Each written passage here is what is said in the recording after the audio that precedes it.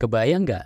Kalian kerja keras setiap hari, lembur pulang malam, deadline seperti diburu setan, tapi waktu hari gajian tiba, bos kalian cuma ngasih garam sekarung.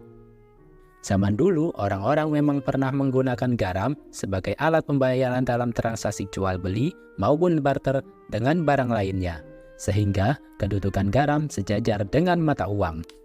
Loh, gimana ceritanya? Mari kita simak.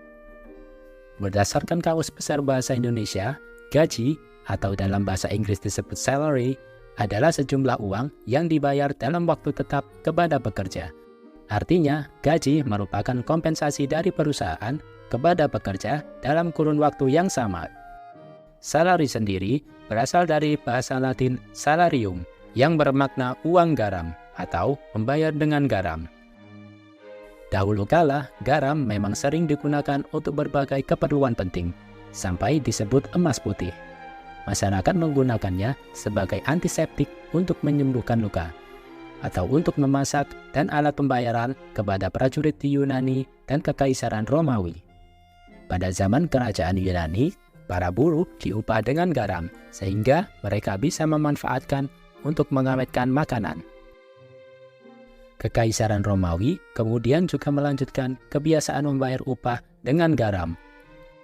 Hingga akhirnya digunakanlah kata salary yang berarti uang garam atau membayar dengan garam kepada seseorang sebagai imbalan atas jasanya.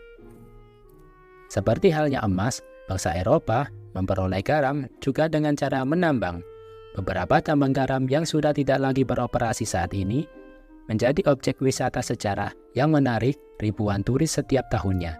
Sebut saja tambang garam Prahovo di Rumania, Elitska di Polandia, dan masih banyak tambang garam yang tersebar di seantero bumi ini.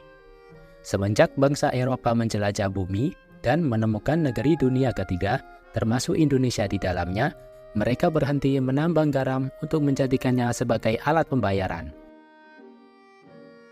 Mereka lebih memilih berebut kekuasaan atas negeri-negeri yang kaya dengan sumber daya alamnya ini.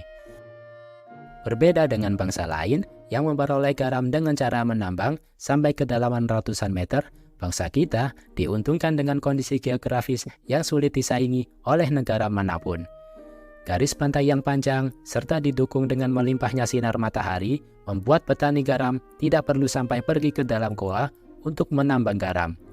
Mereka cukup mengeringkan air laut yang telah ditampung pada petak-petak tanahnya dan menunggu air berubah menjadi kristal garam dengan bantuan sinar matahari. Andai garam masih menjadi mineral yang berharga hingga saat ini, mungkin mesin ATM kalian tidak akan pernah mengeluarkan lembaran uang, tetapi garam. Simak pengetahuan seru lainnya di channel Lemari Buku Bapak. Dadah!